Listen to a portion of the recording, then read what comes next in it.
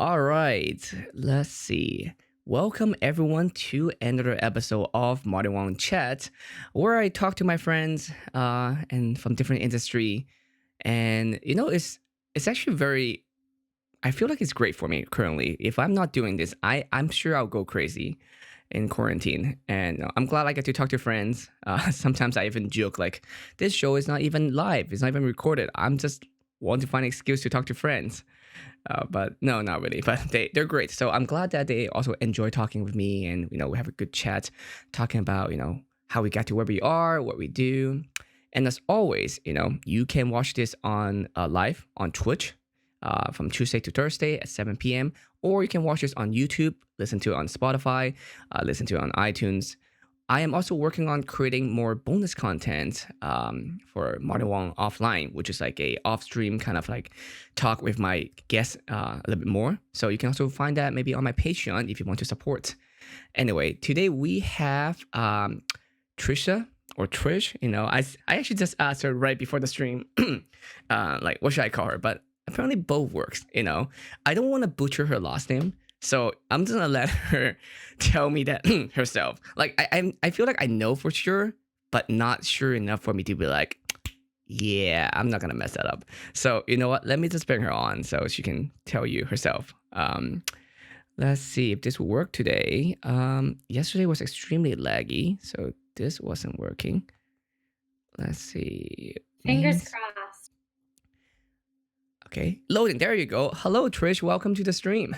Hi, thank you for having me. And you totally know how to say my last name. I believe in you. Take your best guess right now. No, what? So if I just break it down, it's gonna be Hershberger. Yeah. Okay. Whew. That's it. It's just like hamburger, but with a Hirsch in the front instead of a ham. Oh man, I feel like, do people get it wrong though?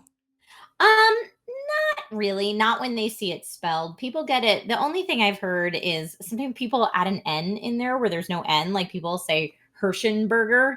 There's no N, but no, for the most part, people get it right. It's just kind of a mouthful. Trisha Hershberger is like a total mouthful. That's true. In fact, when I first started auditioning for stuff before I was hosting, I had a talent manager tell me I needed to change my name and get a different stage name that was more simple and easy to pronounce. But I didn't do that. I ignored that advice.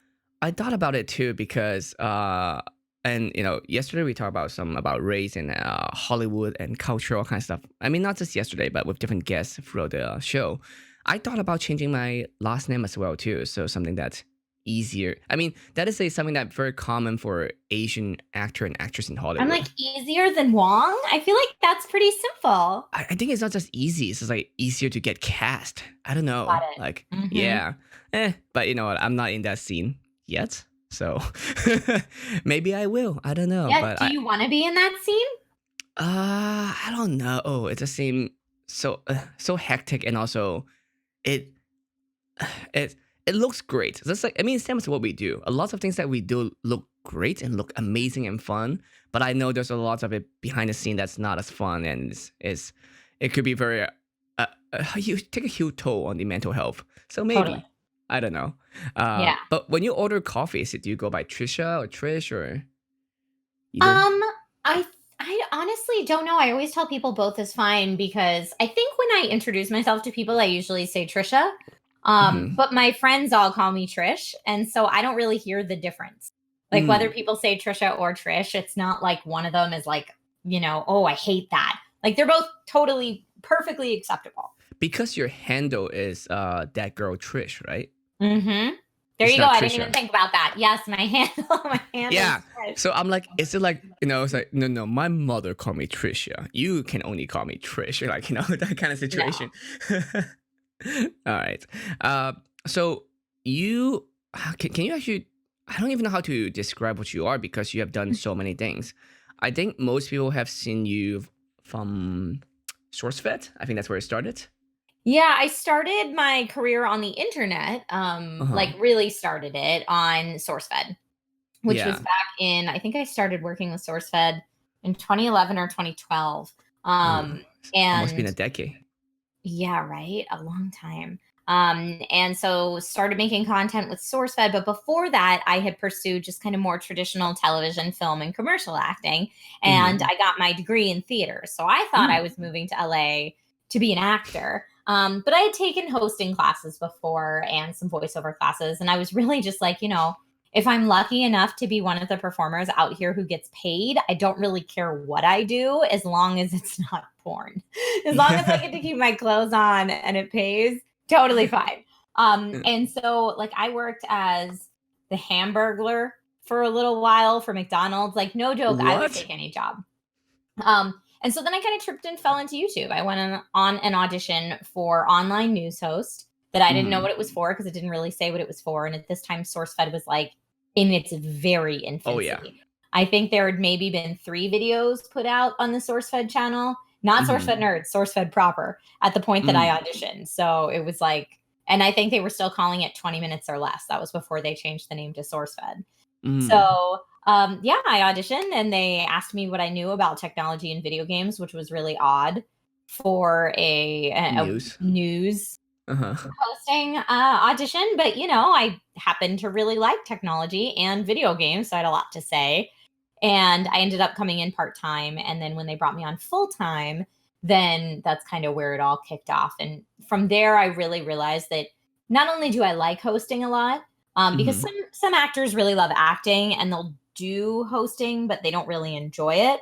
I learned that I really like hosting, and I also really like developing and producing content. And what I mean by that is when you host things for major television networks or major studios, a lot of times they write the script, and as the host, you read off the teleprompter. But in digital, and certainly what I did with SourceFed and pretty much every job I've ever had since, I write the script and then So put you it do on both. teleprompter, or I'm improving the whole thing, or in various different ways. But normally, I do a lot of the pre-production and a lot of the production aspects myself, which gives you some ownership to it. I mean, you as a content creator, Martin, you know that you Yeah. produce everything that you do. All my YouTube video, like I spent a lot of time on it and lots of energy on it, and you have to do everything too. Like I even in one of my outtake on my recent YouTube video, I was like, oh my god, who wrote this? Oh right, me. Oh yeah, this Oh yeah, person, this this person guy. wrote it. Yeah. So because I had that experience then from SourceFed and SourceFed Nerd of doing so much of the production and development myself, then I had a very interesting kind of skill set that I had in my arsenal with which to market myself, then not only as a host but also as a producer to a lot of different outlets. So after SourceFed, I went on to work for The Escapist, Geek and Sundry, Comic Con HQ, which was run by Lionsgate, Nerdist, Kingston. I'm trying to think who else. I've worked with so many. I've been so lucky to work with so many brands over the years. Currently, I work with Kingston, Newegg, Caffeine, and Fandom, making consistent content, and occasionally Amazon as well right now.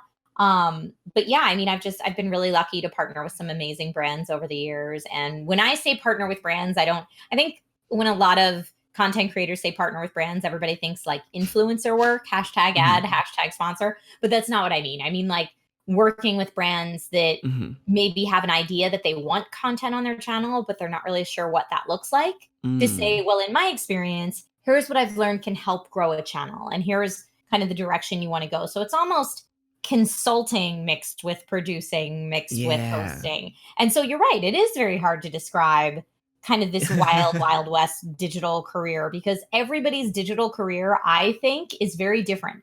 I have a lot of friends like yourself, Martin, who work in this space, and we've all kind of carved it out a little bit differently to play up our own strengths, because really the brand that you're marketing and the product you're marketing is yourself.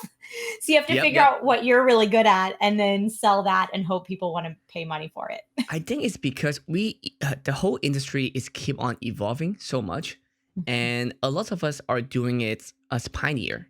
Like for me, at least, I feel like I am, because many of the things that I do, I don't have an example to see someone who done a full cycle of what I'm doing and then retire, and then maybe their kids are doing it or something like that, because internet is not even that old for general public. So then we never know what is it like to be a content creator, to be a host, to be whatever we're doing, like it's very new. So we keep on evolving. And same for the brand. That's why companies, lots of them not sure what to do because people that do traditional marketing do not involve with what we do.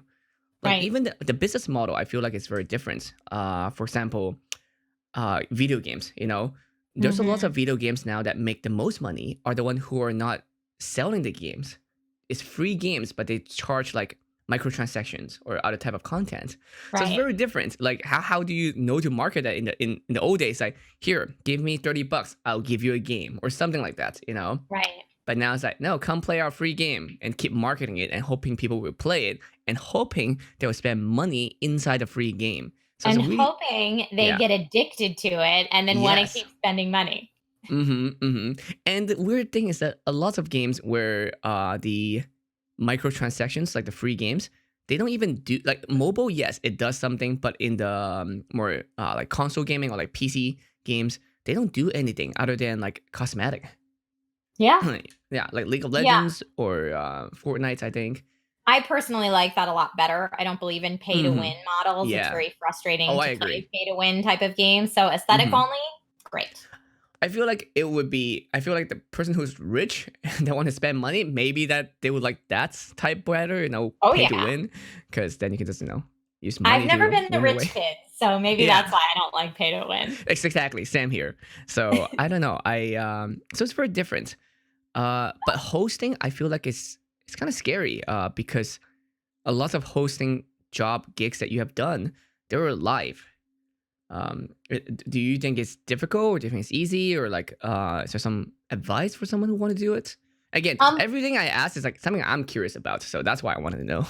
yeah, I would say take an improv class. Mm.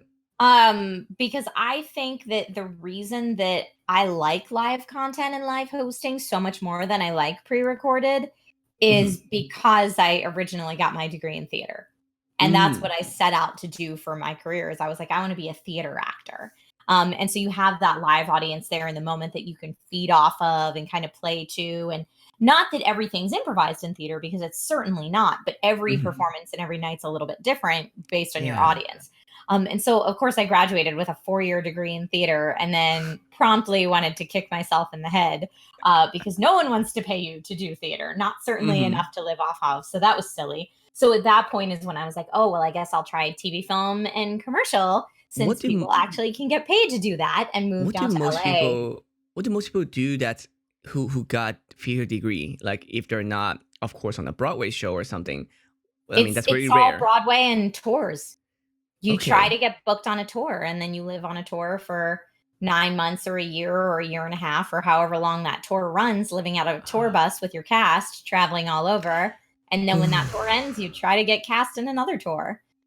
Or you could there's a lot of like seasonal summer Shakespeare Hmm. festivals and stuff like that. And I hear that Canada and UK have a really good Shakespeare scene that might be Mm. like a residential theater that's there year round. But for the most Mm. part, it's the gig economy, like the I- same gig economy we're working, except It's for with weird. stage stuff. So you're Exactly. Like constantly for me, auditioning and yeah, for constantly me, I trying to feel make like it. I can't do that, but then I'm like, I am doing that too. So, Right. Yeah, yeah, oh, you are doing that. I just realized that like oh, even if you're lucky enough to be booked on Broadway every single week, like as soon as one show ends, you're mm-hmm, booked on one that starts the very next week. So you're getting paid 52 weeks out of the year.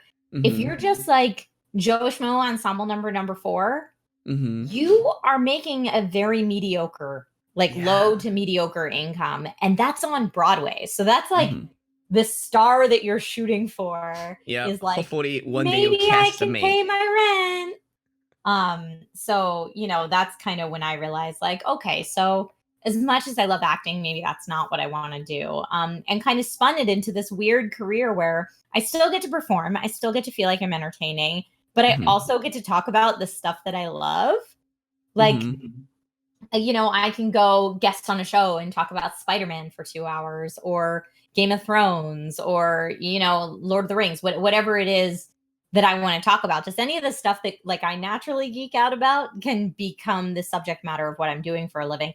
And before I had tripped and fallen into YouTube, as I like to say, with SourceFed, I didn't even know that was a possibility. I didn't know that was a thing. Like any audition I had for a hosting thing was like, what do you know about fashion? Tell us about celebrity gossip. And I was like, oh no, I don't know anything about that.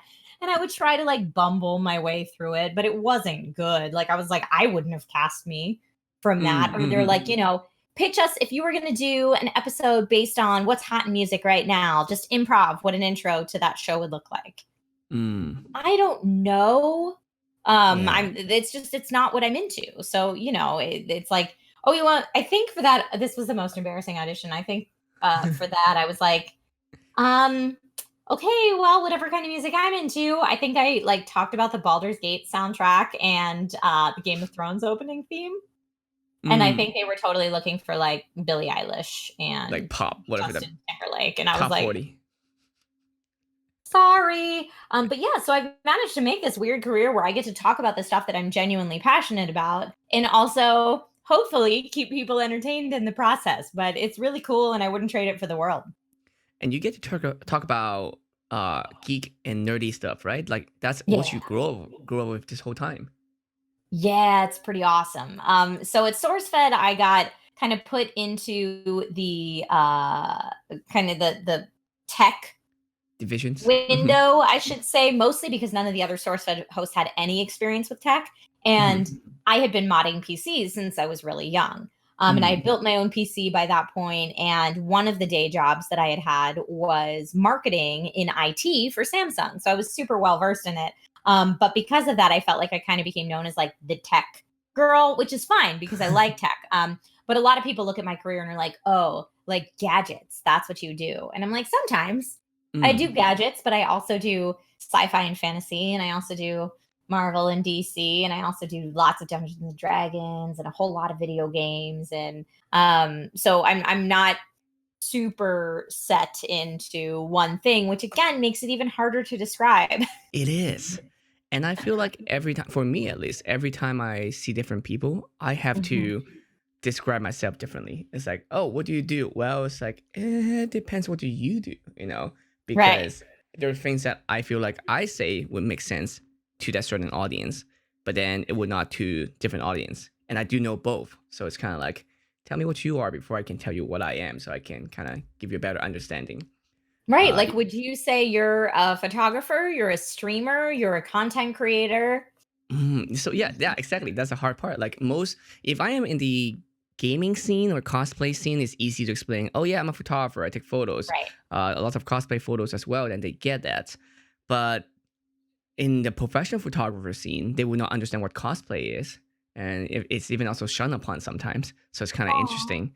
Yeah, I know. I had someone hire me once and describe me as a professional cosplayer, and I was like, "Oh no, no, please don't! I am a hobbyist cosplayer. I am not a professional. I can point you to professionals who are much better than me. I just do it for funsy time." Yeah, it's very different. Like there's a professional space when it comes to cosplay, but also like I also have a company where I work with influencer, content creator. So I work with companies similar to what you do, but instead of a show, we do marketing campaign as well to say what do you need and who's the best person I can support you with this project, this campaign, that kind of things. So that's why I used to go to conventions at least. Like I was planning this year, I was supposed to go to one every other week, but like on average, but now it's like, oh no, that's so sad, Martin. I know, I'm stuck at home and it sucks, and I'm an extreme extrovert, so I'm like, ugh. All right. I know someone in my chat told me that the LA mayor had said, maybe we won't even have any gatherings till 2021, and I was like, don't say that. I need E3 and Comic-Con and all my conventions back. Dude, have you heard that a Comic-Con is not doing it most likely, and they're gonna lose so much money? They're gonna not only is Comic-Con International gonna lose so much money, and everyone who's usually associated with it, but the city of San Diego makes like 70% of their income for the year that weekend, that Wednesday through Sunday of Comic-Con. I don't like, it's insane how much it's going to upend things economically to not have Comic-Con. Oh yeah, like I talk to lots of restaurant people during Comic Con every year, and even when I first started going to Comic Con, I was talking to them and I was surprised. They were telling me that's like yeah, like this week, that whole Comic Con week, make a huge percentage of their whole annual income from that Right. 1 week. Yeah, Yeah, but and not even just hotels and restaurants, which are kind of mm-hmm, the obvious go-tos, but any business around there because they mm-hmm, all, for those of you printing who have not flyers with been to it. Mm-hmm, Comic-Con, they all completely transform their stores mm-hmm. to be geared towards the Comic-Con audience. I'll never forget it. I saw a sign. I was walking past like a beauty salon, and I think the sign out on the sidewalk said, "Looking for some Comic-Con looking for some Comic-Con nookie?" Question mark. Better come in and wax that Wookie. And I was like, Dang. hilarious. But like even the beauty salons were getting in on Yep. it, and they were like, "I Mm-hmm. got this. We are appealing to the fandom crowd." And Yep. I'll never forget it because it was just so funny. Yeah, it's just everything is catered for. And then I was talking to them too, like, oh, you guys must hate it. And they're like, no, no, no, we make a lot of money this week. So like, no, we're happy to have this happening. But yeah, like I think both Comic Con, I mean, not both, but like Comic Con and a bunch of conventions events are supposed to happen at the convention center in the next few months at San Diego Comic Con, San Diego, because it's not happening. I think Yeah. it's such a huge chunk. It's like 2% of GDP from what I read just that week, which is ridiculous. It's So, ridiculous. so yeah, I mean, I guess I'm stuck at home for so much now. I'm kind of debating. It's like, I can also be working, be an essential worker or something, but I don't want to die. So I'm like, eh. Yeah. So Yeah, don't overwork it. How are you keeping that work-life balance, Martin? yeah, not really much. My sleep schedule is a mess, but I am making more content, which is this is weird because I'm actually more busy now than I was. Yep. Uh, A lot of because, digital creators are right now. yeah, And for me, who's someone who works with brands a lot, it's interesting because a lot of brands are thinking like, how do we keep in touch with our consumer audience. base Mm-hmm. now that we've had to close all our retail and we can't do like major television commercial productions? And here's Jimmy Fallon doing a show from his house. How can we do that? And so they're Mm-hmm. coming to people like you and me who do Yep. that on the regular and say, hey, how can I do this? And can I pay you to do this, please? And Yeah. help. Yeah, and So because yeah, it's not it's something that they can't just throw money at anymore easily because they can't like, oh, let me hire a whole crew. Nobody can get close to each other, so they have to be like, can people that self-produce that have that capability, please, you know. So I'm trying to talk to companies about that too, which is yeah. interesting. A lot of online campaign, and I wonder if that's gonna change how marketing a lot because of this. Like, would they learn a lot from this and then transition a little bit differently? I don't know. Mhm. Well, and Um, it's interesting too because in terms of like more traditional influencer marketing, and I mhm. mean like pre-pandemic influencer marketing, some Mhm. companies have completely pulled back and said like we're not spending anything. I don't know how we're going to get through this. And kind of I guess think of their digital and influencer marketing as maybe their extra spend for the year, so they're cutting it. Mhm. Whereas other companies are like, cool, we're taking everything we have and dumping it into digital and influencer marketing because we're going to come out ahead, and that's what's hot right now, I That's guess, if that's what you I'm will. thinking too, because a lot of companies who were either doing like ads campaign, shooting ads like in LA, or they were going to conventions even, and they're not doing those anymore. So they got to have a budget that they were planning to do it. So I was like, where's that money going? Like, it's Right. gonna go to us, or or like, are they like, oh, they're not gonna even make enough money because people are not spending anymore? So then they have to pull back everything. So it's kind of like I think they're not even sure because nobody's Yeah. sure. There's no an Yep. end date right now. Yeah, Yeah, nobody's sure. We have no idea. it's something that I mean I will able to tell the next generation. I feel like it's like part of like a war story kind of thing, like, oh yeah, back in my days we have done this thing where we have to quarantine and social distancing, those Mhm. term. I Um, know my grandmom just turned 103, and so I was like, ooh, so she was around for, what was it, the Spanish flu? I'm trying to mm-hmm, think. yep, Yeah, which is nuts. When was the mm-hmm. Spanish flu? I'm gonna do a It's quick. still around, you know that. Oh Tell me it yeah, doesn't right. go Okay. away. 1918 was the Spanish flu pandemic. So Oh I'm yeah. like, Grandma lived through that, but I unfortunately cannot go visit Grandma right now to ask her Mm-hmm. about it because she lives in a senior community and it's like, don't go there, please. Don't Yep. expose anyone to anything. But I just recently wrote her a letter, and if she is able to write back or like dictate to someone to write back, I would love to hear Mm-hmm. what she thinks about all of that and history repeating itself, if she even remembers.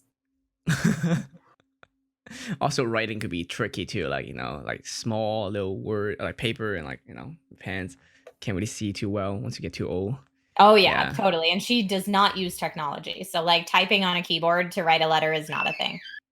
So you always know technology and all the stuff. And I remember, of course, going to school, you always have teacher, professor who don't understand how to use a projector or even like move the mouse away from the screen when playing a video or like how to Yeah. change the volume. And like, and everyone in class, like, just move the mouse, move the freaking mouse. And that kind of things. Like, do you think you would have that problem when you get older, or do you think like I'm gonna be like tech cool for the rest of my life? I Yeah. mean, I think we all will to some degree. And I say that I'll use TikTok as an example. Like I looked at TikTok and I Uh, was like, I'm not doing that. I'm too old I for mean, that. the audience user base for it is so young, and a lot of it Mm-hmm. is silly dances and kind of Mm-hmm. music lip syncing and that kind of stuff, which isn't really the kind of content that I do. Not to Mm-hmm. mention that when I look at like my YouTube demographics and my Twitter demographics and all that stuff, I know that predominantly my followers are around my age. Like my Mm-hmm. followers, I think my biggest age group is 24 to 35, with my second biggest being 18 to 24. So if TikTok is like, we've got that 13 to 17-year-old demographic, those aren't the Mm-hmm. people that are Mm-hmm. currently following me and where I currently have an audience. And how much time and effort would I want to spend in building a Mm-hmm. whole new demographic audience? And also, they're So not consumer most likely. At least not what your outer contents, right? Because like you'll be selling, let's say you're helping new eggs, like oh yeah, we're pushing a new keyboard, a new hard drive. Those kids don't need a hard drives, and they're not gonna spend like $300 on like a right, 14 terabyte hard drive. So right, exactly. yeah. And not that like, what would that even look like on TikTok? Check out this keyboard, like how could you? I don't know. But anyway, so I say that to say that like I have not really paid attention to Mm-hmm. TikTok. I watch my friends' funny TikToks when they post them on Instagram, and that's Mm-hmm. about it. But when my tiny human gets Mm-hmm. older, there's probably going to be something like the app TikTok that I have intentionally chosen not to pay attention to. But he's going to be like, oh man, mom, you don't even know how to do this. And Mm. I will seem like that ancient person that doesn't understand technology. So I'm sure it'll happen to all of us eventually. But I'm certainly still going to be into the stuff that I like. I have a feeling that I will have to be really, really old before I don't know how to use I a think PC. I think like I am. It's not as I grow older, I realize this thing. It's not that our parents don't know the stuff or they or are too dumb or whatever to figure it out. It's just that they don't have to care. When you're younger, you have so much free time. You're gonna learn all this random stuff that might not be necessary in life, might be. But then at a certain point in life, it's like I have to focus on other stuff, like work and things, and like I don't need to learn how to play Fortnite or do a TikTok. Right. I Yeah, I just did a video actually, and my editor's editing right now. Is me reacting to TikTok photography TikTok. So some Wait, good, some are bad. photography TikTok? What does that Yeah. even look like? So my TikTok right now is completely photography because the algorithm know that I saw a few things. I keep watching it on loop because I was doing that, especially after I did that video. Like all my TikTok right now is 90% are all photography related. I'm gonna open it right now and see what's the first one is. Uh, yeah, this girl's like doing putting a backdrop and then showing different photos that she did and teaching you how to Okay. use different camera. She's doing self shooting right now because in quarantine it's kind of hard to show because I might focus Yeah, here. But yeah, interesting. so it's different. So yeah, actually bigger screen. So yeah, you can see that she's doing her editing and showing off. And most of my TikTok right now should be photography. This one's on music. But yeah, I have a lot of like this one is teaching you how to shoot maybe with a cell phone, doing transitions. Just a lot of them are photography based Huh. now. Some of them are traveling for me, travel/photography. So it's Yeah, very well, now's the different. time for you to be giving that information too, Oh because yeah. so many people are looking to that used to hire photographers now have to shoot themselves at home and are Hmm. looking for precisely those skills. So I'm planning to make more video teaching people how to do self shoot as well as like do creative stuff at home and editing. Editing is a big part, but it's hard to teach. And as you said, this is a younger demographic, so it's very different. Something that frustrates me all the time when I see photographer posting about their editing technique.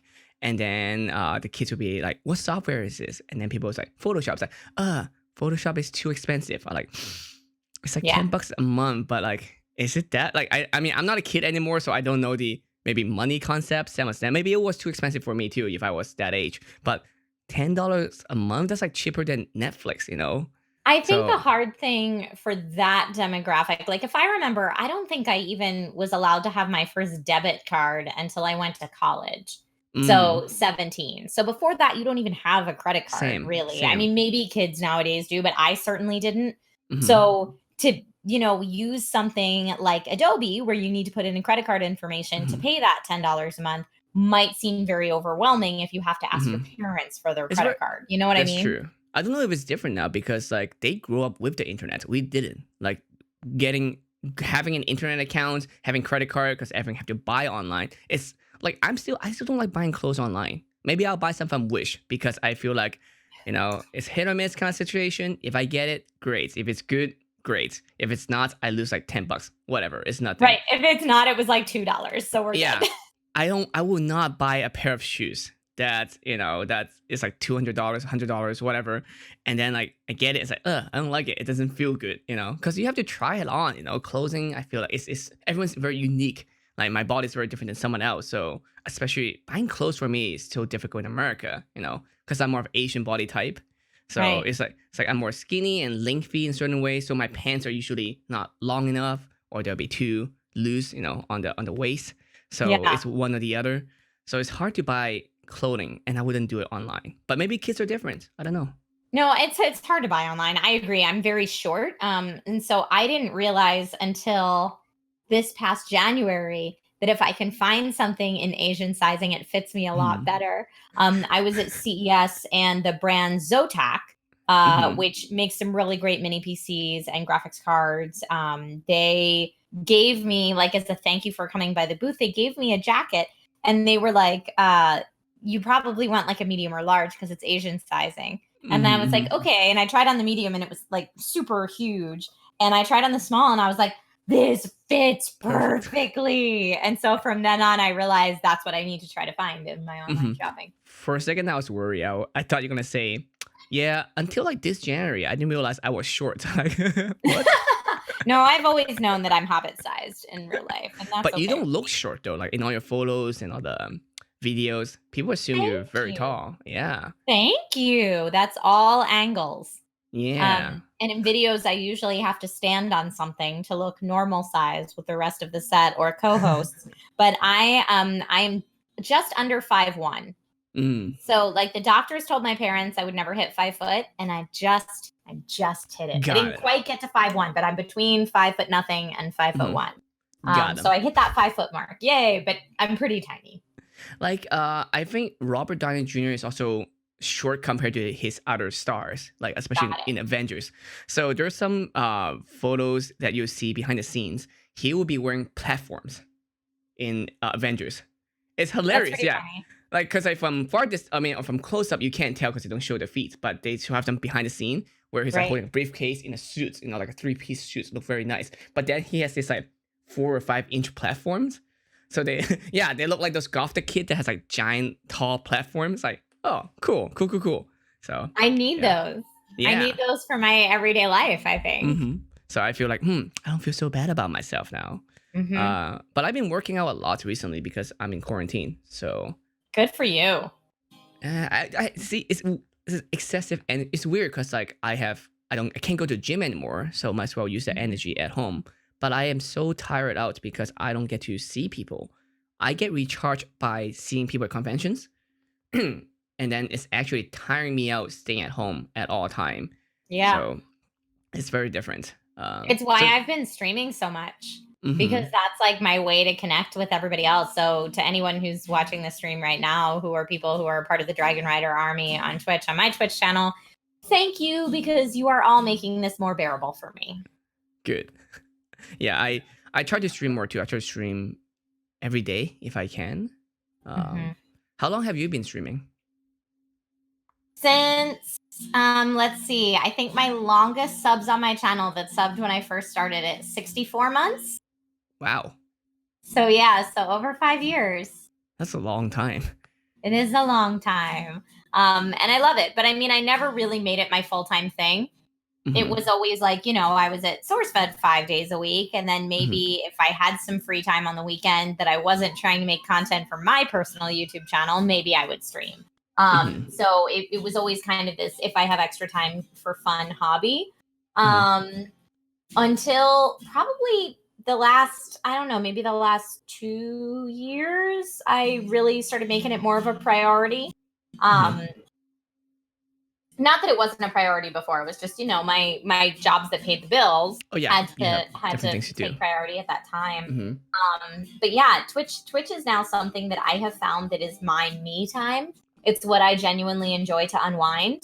So Mm-hmm. I make time for it now. Like, I'll do whatever my hosting job is during the day or whatnot. And then I will stream at night to like unwind, or I'll stream midday when my tiny human is napping or something like that, which is what I've had to do during quarantine because both my husband and I are working all Mm-hmm. day. And we are both expected, if you're being paid for a day of work, that you should be working from 9 to 5 or whatever your hours are. But there's no way for us to get childcare for a 3-year-old because all the schools are closed and you can't have a Yeah. babysitter come to your house because everyone's sheltering in place. Yeah. So, it's like you're taking meetings while you're trying to be like, okay, yep, that's really interesting. Mommy will get you a cookie in a hot second. Mm-hmm. Like it's kind of very overwhelming. So, where he still takes a nap, thank goodness, and that's when I've been streaming. Yeah, is it difficult? I feel like because I don't have a kid yet, but I wonder how difficult it is during quarantine. Because again, as you said, you have to do your job, but then you're also making sure you have to take care of them, but also education. At least for your kid is still at a younger age, so hopefully it's not too difficult. But once you get to maybe like older grade school, like at least sixth grade to like 12th grade, like that range, that get tricky, right? Yeah, I mean, I'm not teaching him geometry or anything at this point, thank goodness. Like I that, forgot most of it. I'm still trying to keep him on a schedule, on a homeschool type schedule, because he had just entered the preschool class at his daycare. Mm. So he's learning. He knows his letters and he knows his numbers and he knows his colors, but now he's learning things like we'll watch a video on the different planets and see if he can remember the name of the planets and like Mm. pretty basic stuff like that. Like that would be science class, is learning the names of the planets, or like we had a Pluto is day not a where we planet, talked right? all about gravity and we just went around all day dropping things.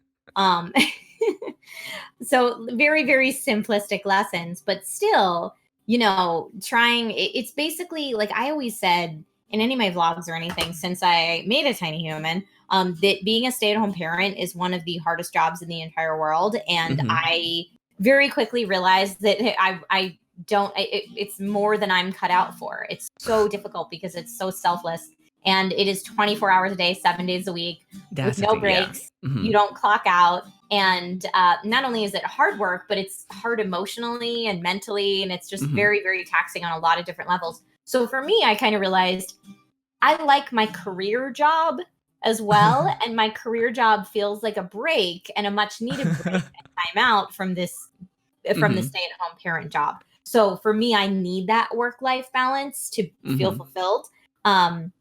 But hats off to any stay-at-home parents that are watching this, because it is you have to be so strong to do it.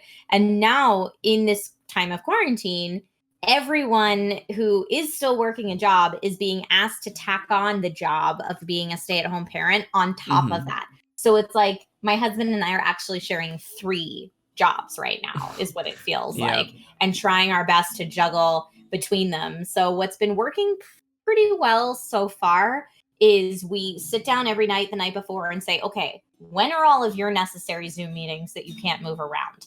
Great. Mm-hmm. When are all of mine? And we chart out the day of who's going to take what shift when so that we Dang. can make it to all of our necessary things on time. But it makes me do things where I'm like, this is an online interview that I've had scheduled in the books for weeks. And here I am, like the day before at the end of the business day, having to reschedule it because Mm-hmm. something came up parenting wise. Yeah. So it to me, like the professional in me is like, oh my goodness, that's so unreliable. But But it everybody's is doing it it. is what it is right now. I have Yeah. no other option. Yeah. And you, as you said, you can't be like 9 to 5 for, as a home parents. You can't be like, yep, it's 5 o'clock, kids. I'm out. Good Right. luck.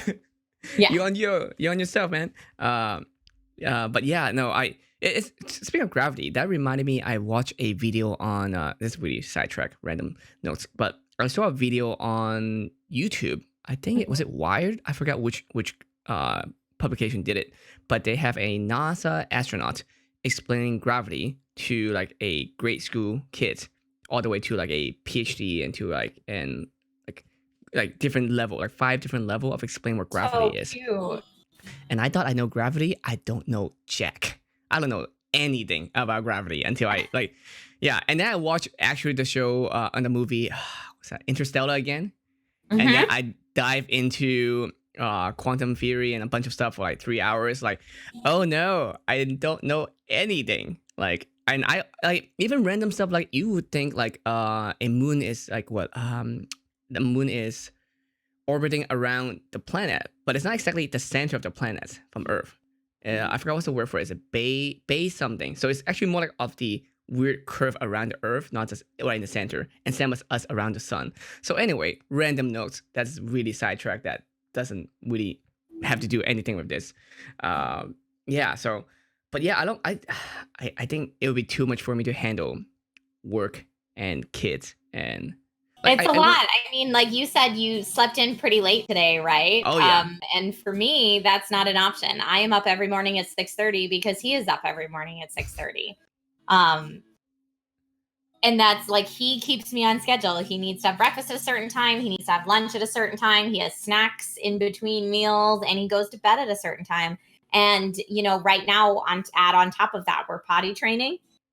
So now we're also trying to make sure that we remind for appropriate potty breaks when potty breaks need to happen and that kind of thing. So it's like, even if he gets up at 6:30, like where before he used to be able to like read in his bed a little bit or like play in his bed a little bit, now we can't let him do that at all because then we'll wake up to a wet bed potentially, So we need to be really on it for him. And really, when looking at the 3 jobs that we have, he is our most important job. Is he enjoying having parents at home? Like, is he like, first of all, does he understand what's going on? And also, like, does he like it? I don't think he understands what's going on, really. I mean, he knows that swim class is closed. So even though he normally has swim class on Saturdays, swim class is closed. And he knows that school is at home right now. We have school at home, so he can't go to school. And he knows that, he used to go and hang out with his friends for play dates. And he knows now he calls his friends. So he's kind of settling into this new normal. We haven't really talked about why any of that stuff has happened. He's not in the why phase yet. He just accepts what we say. And overall, he is, I think, really loving having mommy and daddy home with him all the time. So he's loving all the extra parent time. And we'll see. Man. I kind of dread the why. That life. I kind of envy him. It's like, you know what? Life is like this. It's a little bit different, but I enjoy it. I can do it. Like, I wish life's like that. Don't question it. Just enjoy it. Yeah, we had a whole day where we learned about germs. And we learned about, that washing hands. When you sneeze in your hands and then you touch something, you're sharing your germs with that thing. And while usually sharing is good, sharing your germs is not good. So we're, talking about washing your hands for 20 seconds and all of that. So he's learning that stuff, but I think he still doesn't get it. Yeah. I mean, again, I don't have a kid yet, but I feel like I will try to overteach my kid accidentally in the beginning, and I'll get frustrated for like, what do you mean you don't understand this? It's Econ 101. It's opportunity cost. You can do this. Right. But let's switch gear a little bit. I want to ask you about tech stuff because you're very tech savvy, of course. So how often do you have to keep updated with information, and how hard is to keep updated because things keep changing? And Mhm. do people question you of your knowledge a lot, especially since you're like, a woman in the industry, and you're more camera facing, like all this stuff. Like this is something I'm interested, like knowing, like how's that like for you? Yeah, I mean, I think anytime people see someone on camera that is other than whatever they expected to see, Mm-hmm. they have kind of a knee jerk reaction of, wait, this isn't what I expected. Something's wrong here. And Mm-hmm. so whether they jump to this person's a fake or doesn't know what they're talking about, or, and I always something other than what they expect to see, because it could be gender, it could be race, it could be sexual orientation, it could be age, anything that's other than what they expect to see. I think people try automatically to figure out what's wrong here.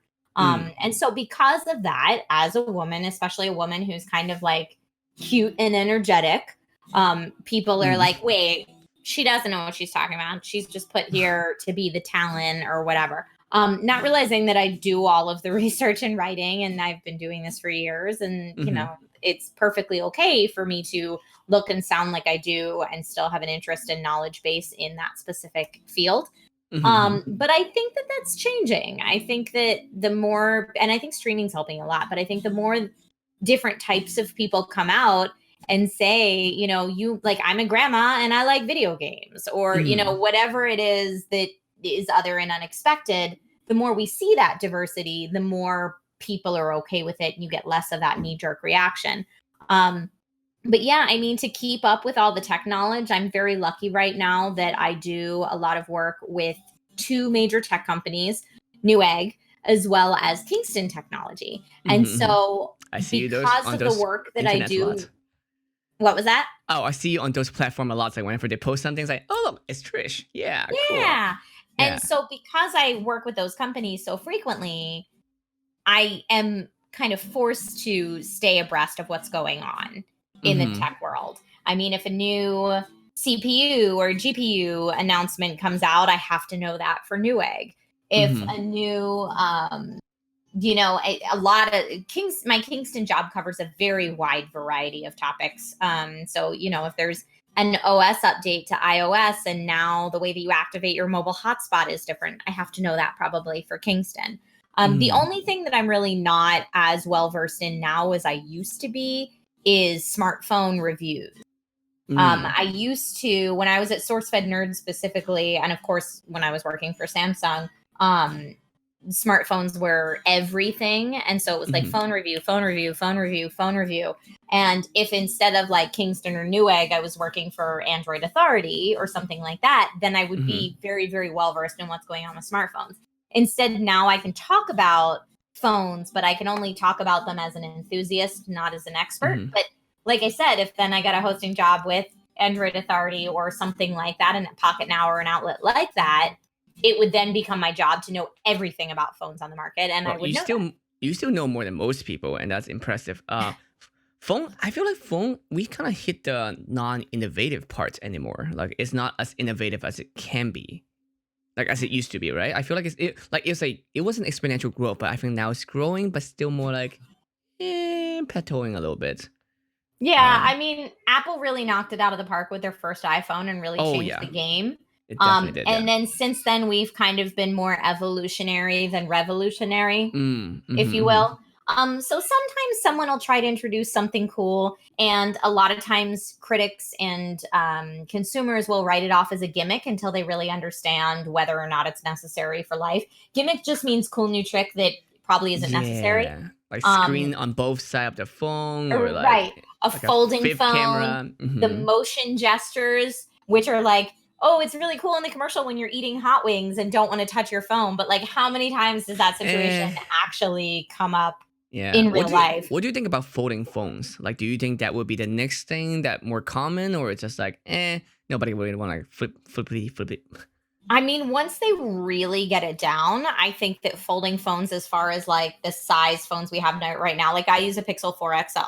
Mm-hmm. If I could fold this in half like a compact to put it in my pocket, that would be useful, or to throw I in don't a know, but purse or if something you like wear that. girl jeans who have small pockets, which have Right. small pockets, That then you that would be something that's useful. But taking something this yeah. side and folding it into a tablet, I personally don't know that I would have a use case for that, but some people would. So it just depends on finding that need Mhm. in the market space and catering to that need and selling that device to that need. I think that foldable screens in general are game changing, which is why, like, when I first got a hold of, I think, two CESs ago, the first like prototype foldable phone, I was so Mhm. excited because foldable screens could mean screens on apparel. Like foldable Mhm. foldable Ooh. screens can mean so many different things. It could mean a Ooh. TV that What? rolls up and down like a projector screen.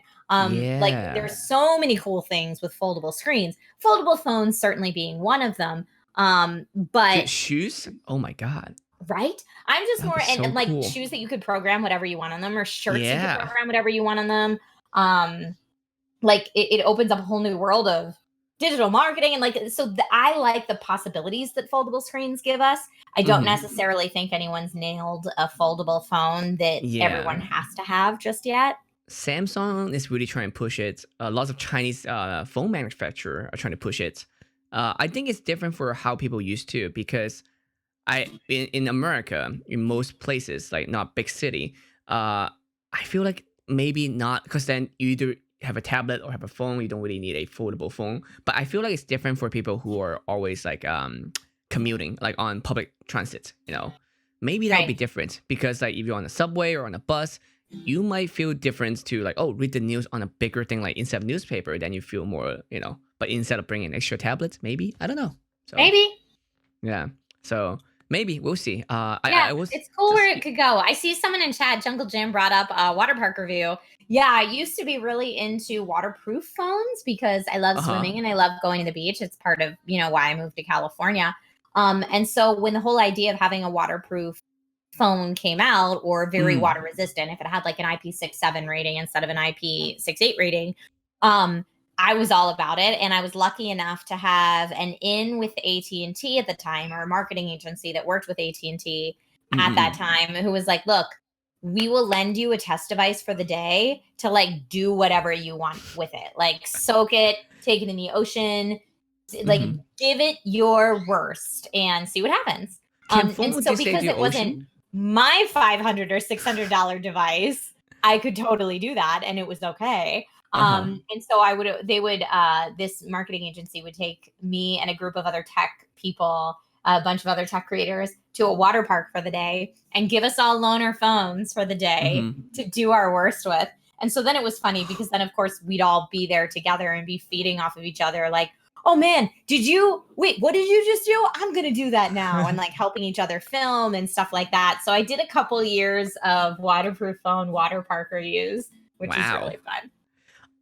Can actually question then. I know this is not a tech review show or whatever, but I just want to know: can phone go into ocean these days if they're waterproof, but it's salty water? They should not. Uh-huh. Because They salt should water not. might corrode it differently, right? Yeah, well, because there's salt particles in that water. Yeah. So if it's waterproof, it might not necessarily be salt particle in your waterproof. There's also pressure that you have to Mm-hmm. worry about. So if a phone is rated to be submerged in water so many feet up to so many minutes, that doesn't necessarily mean that like a jet spray of water directly into the Mm. USB port of the phone Can is you a good charge your idea. phone? Can you charge your phone while in the water? I feel like you should not for You sure. should No, you should But I definitely wonder if not. it's doable. I mean, I'm not Um, gonna find out. But I've been taking my phone to the shower every night just so I can listen to music or like go on Twitter or iTunes. Like, you yeah, it's horrible. Like, You should not have your phone in the room while you shower because steam is more dangerous to a phone than dropping it in the bathtub. mm. Yeah, Well, so steam. far it's been a whole year, I think, and it's been all right. So hopefully it can maintain. I don't know. It's just Hopefully. Yeah, hopefully. hopefully. I do have a Bluetooth speaker, so I might, you Mhm. know. Hi guys, this is Martin Wong phone waterproof review by Martin Wong showering. New show. Uh, no, that's fun. So let's say your favorite gear then. Like, if the favorite thing you'd like to review, what is it? If maybe not phone anymore because it's kind of like it's about the I've same. been really enjoying doing like PC build videos. Mm-hmm. I think that there's a lot of power in being able to build your own computer. In fact, there's one just over here to the side of me It's my streaming rig that is one that I built myself right before TwitchCon this past year. And doing videos to kind of show people that building a PC is not as scary as you think it is, and you can do it It's not. yourself. Yeah. I love that because you're also helping people save money. And right now, I think a lot of people who are just entering the professional world or maybe very early in their career can't necessarily afford a super high powered PC that's already built, but might be able to afford one if they build it themselves. So I built mine, and this computer has been going on for 10 years. Like, I have upgrade of course parts, and again, yeah. thank you for Kingston as well. Like, I have upgrade different parts with it, RAMs and stuff. But my CPU and motherboard is 10 years old and it's still running, and I still do Photoshop every day with it. So it's Yeah. yeah, and it's not that difficult too. Especially now, there's so much resources. But even back then, like I remember, my dad was teaching me too, and it's like, if it doesn't fit, I mean, it doesn't go there. There's a few chances you can get the wrong thing plug in, but it's hard. It's not.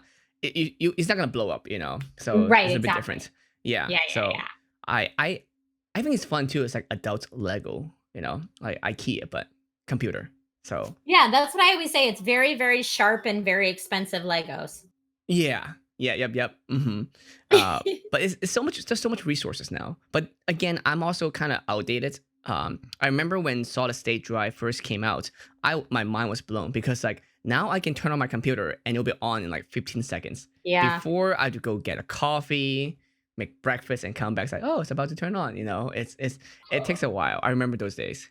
Yep. Uh, So when SSDs were becoming something that were more for the everyday consumer to actually purchase, very expensive, but no longer just like workstation computers, but personal computers. That's when I was working for Samsung's IT department. So I was one of the people who went into stores to train the employees on the new products coming out. And Samsung was and is still one of the major manufacturers of Yep. SSDs. So I remember then SSDs being priced around $2 a gigabyte. So if you wanted a Yeah. 500 gigabyte SSD, that was going to cost you $1,000. Yep. It was And really look expensive. how far we've come since then. Oh yeah, now it's like it's nothing. Anyone should buy an SSD like for your desktop. Crazy. Amazing. Yeah. And yeah, but now it's also on what, M2, M.2? M.2. Yeah. So I'm actually not too familiar with what those are, but they're even faster, right? Than Yeah, they kind of look like a little stick of gum. yeah. They look like yeah. So Yeah, they're real very tiny. small. They're very, very easy to install. They install right on your logic board. And so they're actually really, really nice upgrades for laptops. If your laptop doesn't have an M.2, and a lot of them have slots for M.2. And yeah, it's just it's newer technology. Maybe I should do So I tonight. say always future proof and go newer if you can afford to. Yeah. And most people don't realize this too. A lot of tech company, they are specialized in certain things and they'll keep making that. Like even iPhone, I think most of the memories in there are Samsung's hard drive. If I remember correctly. Yeah. Oh yeah, and a lot of the companies work together. I was just reading that Google and Samsung are pairing up to make their own system on chip for their phones instead of using Qualcomm's, which is big news because Qualcomm is one of the major players for that as well. And yeah, so I mean that's the kind of stuff when I say I'm still into it as an enthusiast is like, don't get me wrong, I'm still reading PC Gamer and Engadget and all of the publications that I read, but I just read them for Funsy Town. I'm not going to the press briefings and that kind of stuff unless it's directly for one of the shows that I'm working on. Do you get excited for CES every year? Like, is it still very like, ooh, cool stuff every year, It is for me. I know most people hate it. Every year I hear, oh, CES is coming up. But I actually really like it because I feel like you get to see technology that probably won't be consumer facing for another 3 to 5 years, if ever. Sometimes some of them are concepts that will totally blow your mind that's still in very, very like pre-concept phase, and then it never makes it to production. But I'm so glad that I saw it that one time 8 years ago because what a cool idea. There are things that I would look at as like, oh my god, does your marketing team understand what this can do? This can do so like it would be game changing if you guys know how to market it, and then they Yeah. never used it. I'm like, why? I Why? know. It's I know. frustrating. I Yeah. know. I feel the Uh, same way every year, Martin. you should like I haven't looked at your YouTube channel a lot recently, but you should maybe start like do a special category that's do unboxing stuff. I did like the first I never do unboxings. But I did an unboxing. Alienware recently upgraded my gaming PC.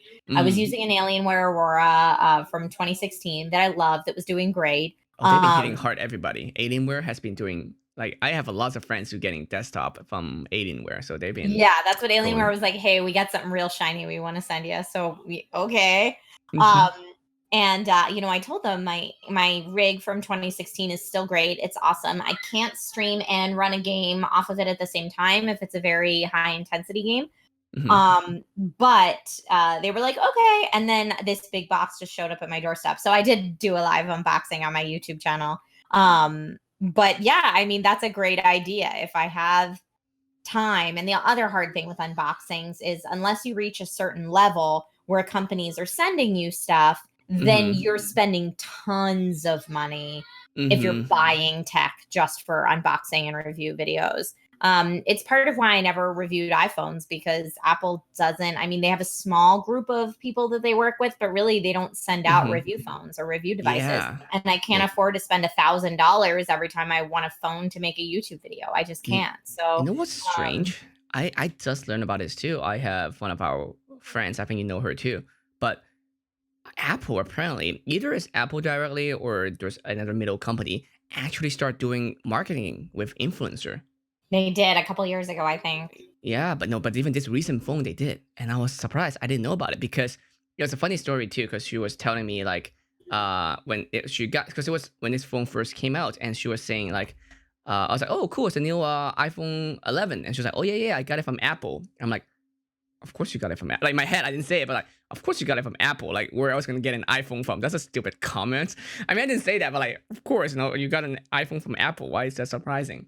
But then later that day, we are doing like an activation at a SpongeBob thing. But then later that day, she was like, "Oh yeah, they were supposed to send me a watch too." I'm like, "Wait, what?" It's like, "Yeah, yeah, yeah. Yeah. They're giving me this phone and they're also giving me a watch." I'm like, "What?" It's like, Yep. wow.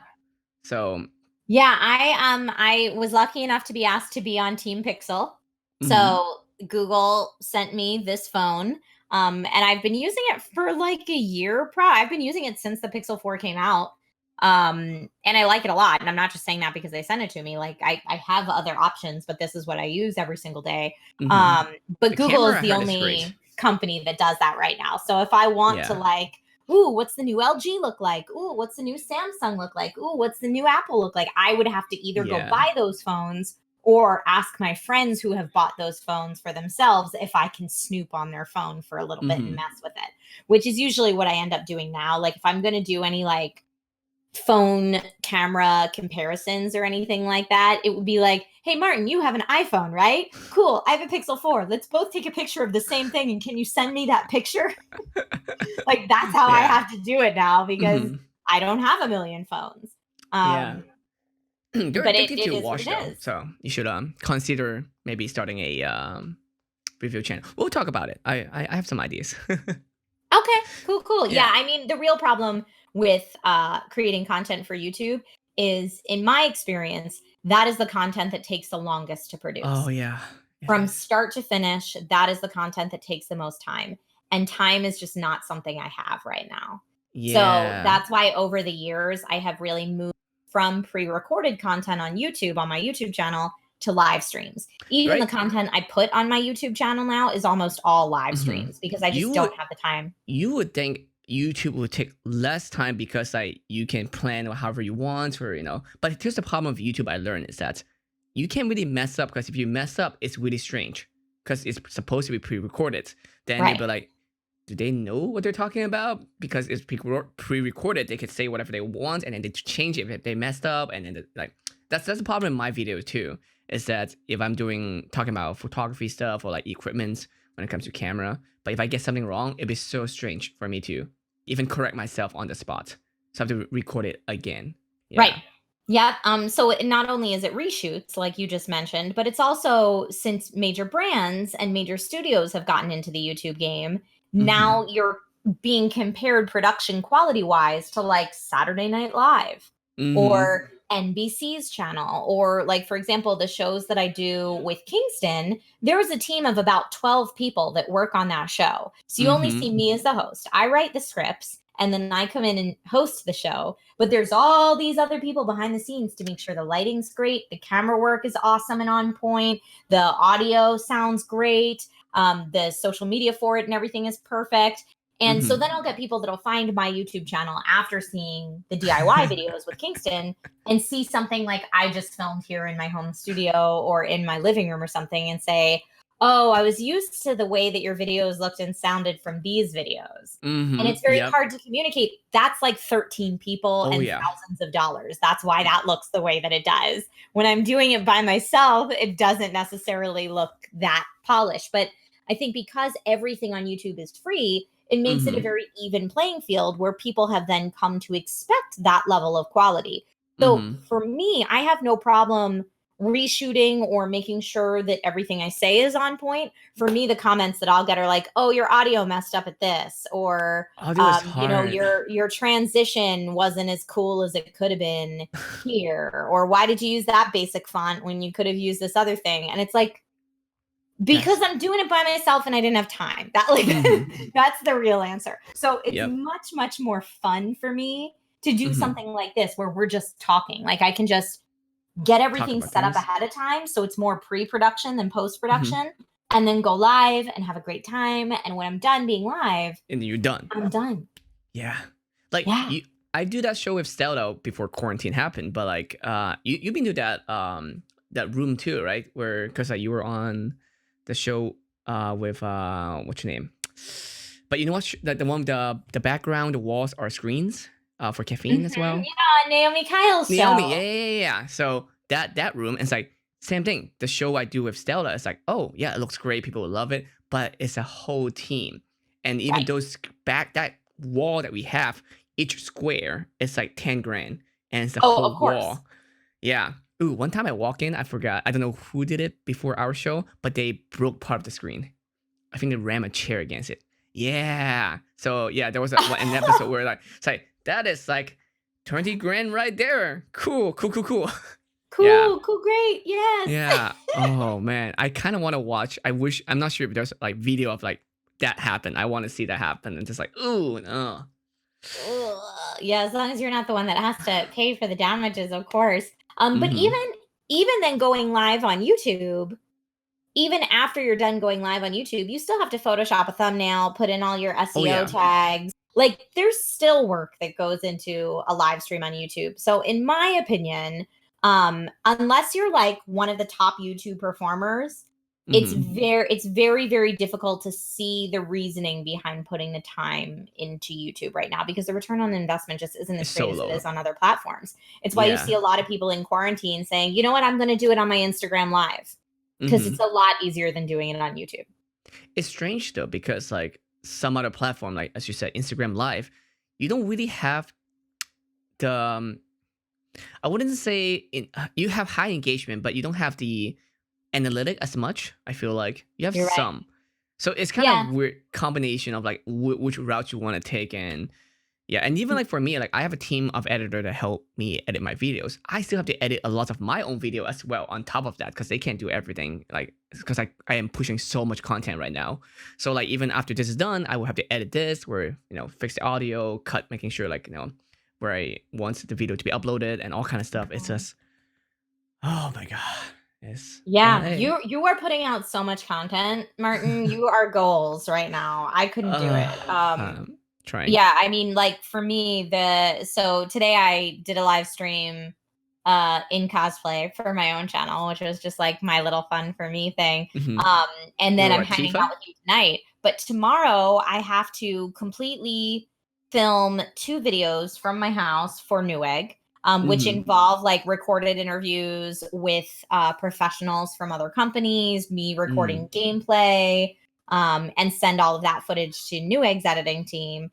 And then Saturday, I have to record 2 videos for Kingston, again from my house, with my own equipment, doing all the Mhm. B-roll and everything, and then sending that off to Kingston's team. And then I think Sunday I have a little Instagram photo shoot that I have to do at home for a brand collaboration I have coming up. But all of these things are things that are kind of things that I prioritize because someone else is expecting the deliverable. Mhm, mhm. So for Yep. my own personal channels that might not have as firm of a deadline, those things Mhm. unfortunately end up taking Yeah. a backseat. That's a good thing though. Meaning like you have other stuff that can keep you busy and work, and it's a good thing. Like Yeah. I like for me, luckily is that I know photography. So me lighting wise it's easier. At least I can like, light my room and like how I am easier. And it's with a lot of people, it's not that easy to get in because like you don't understand that you have to do videos, you have to do audios, you have to do all these things just so that you might get it to the same production quality. Like for me, I can press a button and then lights will turn on or they'll turn off. But for most people, they don't even have like I have at least 8 lights here, and even that bluish background is another like really expensive lights I got from a company to get that kind of background. So as you said, the production quality from home base is so high now. So Yeah. Well, it looks awesome, Martin. thank you, thank you. I'm still working on it slowly, making it better. But we'll see how it goes.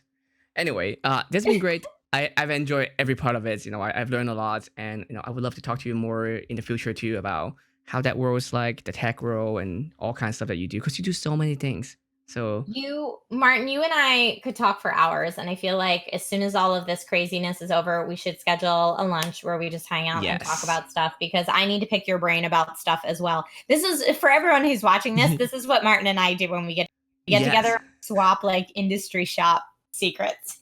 yep. Yeah, I think that's was the last time we hung out was the same thing. I was like, hey, I need to pick your brain, and then it's like, well, Yep. I don't know, we just have to talk, and then we did, and then it was great, and like, yes, we have to do this more regularly when this all madness is over. So Totally. we'll see. Totally. Sounds wonderful. Yeah. So how can people find you? If people want to find me online on Twitter, Instagram, and Facebook, I'm that girl Trish with no I in the girl. So it's just that GRL Trish. And on YouTube and Twitch, it's my full name, Trisha Hershberger. Twitch.tv/Trisha Hershberger or YouTube.com/Trisha Hershberger. And yeah, that's where you can find me. And then as far as the content that I make for other brands, if it's on YouTube, I try to playlist it on my YouTube channel at least. But you will also find me on content for Caffeine, Fandom, Kingston, and Newegg, as well as occasionally on Amazon, in addition to my own channel. So that's where you can find me. That's awesome. Wait, did someone took the A from that girl Trish? The I from that girl Trish. Oh, I. Wait, is it I? Yeah, so Oh yeah, it's yeah, it's from that girl. that GRL Trish. Yeah. What platform did you first find out that they took that? So then you're like, God dang it. Twitter. Ah. Yeah, it was when I went to sign up for a Twitter account. It was actually when I first started working with SourceFed. I didn't even know that they had hired me at that, but I had done a screen test for SourceFed, and they said if we like your screen test, we'll put it up. And they said, "What's your Twitter handle?" And I was like, "Oh, I don't have a Twitter handle. I can barely keep up with Facebook." And they were like, "Cool, make a Twitter handle right now. What's your Twitter handle?" And Oh so wow. I went in. I was like, Trisha Hershberger. Oh, it's too long. Crap. T Hershberger. That looks like Thirschberger. And so I was just trying, and I was like, how about that girl Trish? And I was like, it's taken. And then I was like, how about that GRL Trish? That girl. Great. That's it. Take it. And so then once that became a thing on Twitter, then I was like, I might as well try to make my other platforms across the board the same. So I changed my Facebook, like my Facebook fan page thing to that girl Trish. And then when Instagram rolled out, I scooped up that girl Trish very quickly. But that's also my gamer tag on Xbox and PlayStation as well. So it's just become all across the board unless I could get my full name. Yeah. Awesome. Well, this is great. This has been great. Thank you so much for being on the show. Again, thanks for everyone for watching too on Twitch, on YouTube, or listening, Spotify, iTunes, everywhere. And thanks for the support, all the follows and all the stuff. Thank you so much. And so Yay! yeah, have a great night, everybody. See you Thank you guys so next much for time. having me, Martin. Yeah. Bye.